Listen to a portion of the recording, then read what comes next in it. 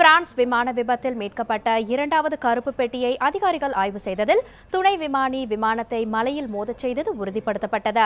விமான விபத்தில் உயிரிழந்தவர்களுக்கு நடைபெற்ற அஞ்சலி நிகழ்ச்சியில் பிரான்ஸ் உள்துறை அமைச்சர் பெர்னார்ட் மலர்ச்செண்டுகளை வைத்து மரியாதை செலுத்தினார்.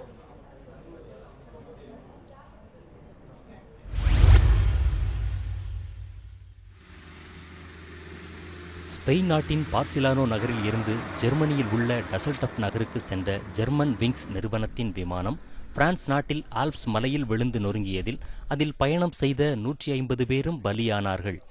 கடந்த மாதம் 24ஆம் தேதி நிகழ்ந்த இந்த விபத்தில் சிதறிய விமானங்களின் பாகங்கள் ஆல்ப்ஸ் மலையில் பரவி கிடக்கின்றன.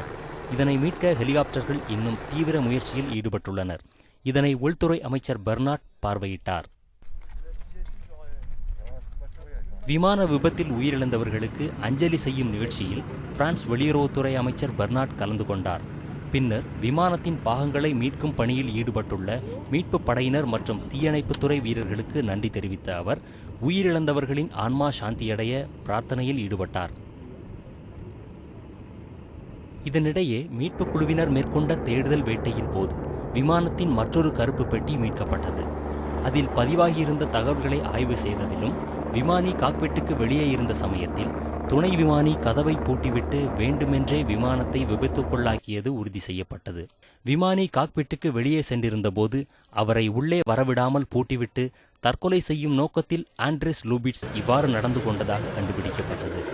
மேலும் அவருடைய மருத்துவ ஆவணங்களை விசாரணை அதிகாரிகள் ஆய்வு செய்தபோது விமானிக்கான பயிற்சியை முடிக்கும் முன் அவர் மிகுந்த மன அழுத்தத்தில் இருந்ததும் தெரிய வந்துள்ளது.